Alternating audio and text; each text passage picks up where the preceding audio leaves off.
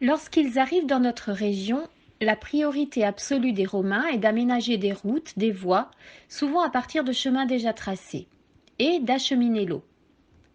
Lorsqu'on entre dans la cathédrale de Vence, sur le mur de gauche, on aperçoit une pierre, qu'on appelle aussi un cippe ou une stèle. Cette pierre nous livre un indice important. Il est mentionné qu'un certain Faventius a offert à la cité romaine de Vincium un aqueduc.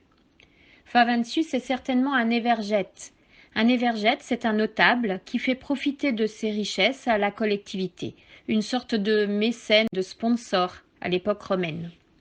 Revenons à notre aqueduc. Le mot signifie conduite d'eau.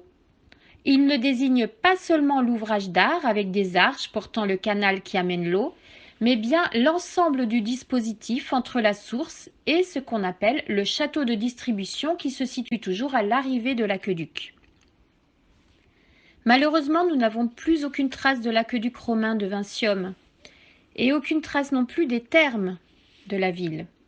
Les thermes, à l'époque romaine, ce sont des établissements abritant les bains publics. Les thermes permettent aux populations de se laver dans de bonnes conditions d'hygiène. On dit que certaines impératrices seraient venues profiter des bienfaits de l'eau et des thermes de Vincium. Parmi celles-ci, l'impératrice Salonine. Qu'est-ce qui nous le prouve? Une pierre située au cœur de la cité historique, rue Saint-Lambert.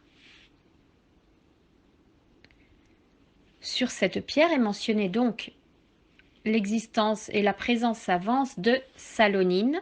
Julia Cornelia Salonina est une impératrice romaine épouse de l'empereur Galien de l'an 254 à 268. Un long règne pour une grande impératrice. Regardez comme elle est digne sur ses pièces de monnaie et ses bustes qui la représentent avec sa jolie coiffure. Eh bien, nous avons là la preuve que l'impératrice Salonine est bien venue à Vincium. Salonine se serait également rendue à Berthemont-les-Bains dans la vallée de la Vésubie, non loin d'ici.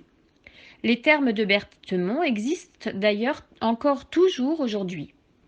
Salonine y aurait accompli des actes de clémence envers les chrétiens et proclamé la liberté des cultes. En témoignage de reconnaissance, une avenue lui a même été dédiée à Nice.